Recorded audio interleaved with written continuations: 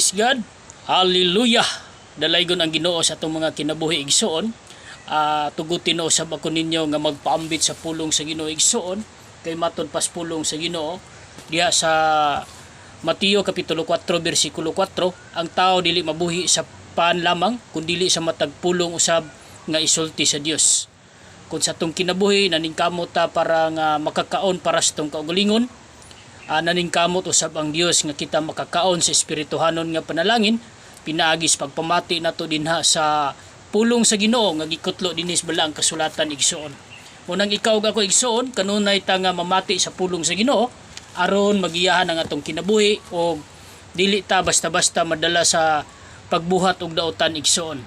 Kay matud pa diha sa Salmo 1 bersikulo 1, bulahan ang dili mamati sa tambag sa daotan, o musunod sa gibuhat sa mga makasasala, o makig-abin kanila nga wala mo ila sa Dios.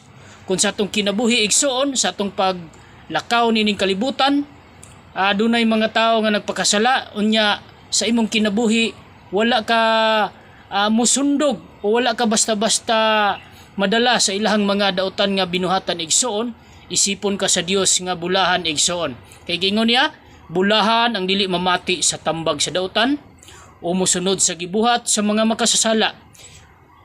Ang makasasala igsoon nakadungog sa pulong sa Ginoo, ang uban kanunay nakabati sa pulong sa Ginoo apan wala nila gikinabuhi ang pulong sa Ginoo, mao nang wala nila kaayo masabti ang kabubuton sa Ginoo igsoon. Mao nang miabot ang panahon nga dunay mga tentasyon sa kinabuhi igsoon, dunay mga pagsulay sa pag-alagad igsoon, dali lang sila nga nakalimot sa Dios igsoon.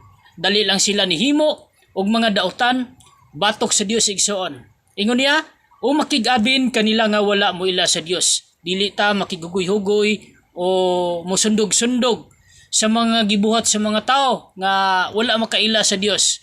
Kadtong mga tao nga walay lain nga gitinguha kundi ang ilahang pagkinabuhi nga anaa pa dinis kalibutan igsoon. Apan bulahan ka ug bulahan ko kon kanunay ta nga mamati, maminaw sa pulong sa Ginoo, mubasa og Biblia igsoon aron ang atong kinabuhi adunay kahayag o adunay suga.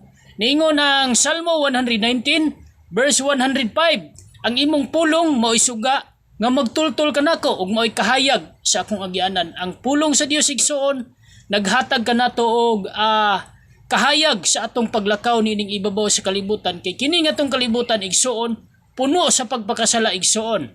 Munang bulahan kayo ka o bulahan kayo ko nga kanunay ta o nakadungog sa mga mensahe nga gikan sa Dios igsoon. Kay giisip ta sa Dios nga bulahan igsoon.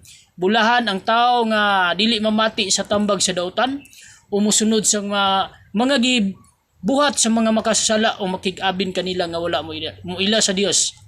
Kay kitang tanan igsoon, nahayagan ta pinagi sa pulong sa Ginoo, kay niingon ang pulong sa Ginoo dinha sa unang Pedro kapitulo basta sa Pedro igsoon, niingon siya diha nga nahinlo na kamo pinagi sa akong mga pulong. Si mismo ang atong Ginoo igsoon mao'y nakahinlo kanato ang iyang mga pulong igsoon. Mao nang igsoon nga sa atong paglakaw, sa atong pagkinabuhi nining ibabaw sa kalibutan igsoon, kanunay ta nga makig-istorya sa Dios.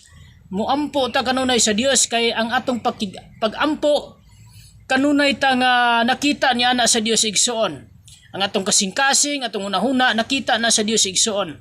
Kay mato diha sa Jeremias kapitulo 17 bersikulo 10, ako ang Ginoo, nagsusi sa unahuna og nag-usisa sa kasing-kasing sa tao. Gantihan ko ang matag tao, sumala sa iyang binuhatan og sa iyang pagkinabuhi. Mao nang igsoon sa tong kinabuhi, dunay una nga nakita ang atong mga binuhatan igsoon sa atong kasing-kasing, una-una sa atong mga binuhatan, nakita ta sa Dios igsoon. Mao na nga igsoon, God bless ka natong tanan, sa kanunay ang Dios uban kanimo kanako padayon siya mag-amping sa atong mga kinabuhi igsoon. God bless ka natong tanan.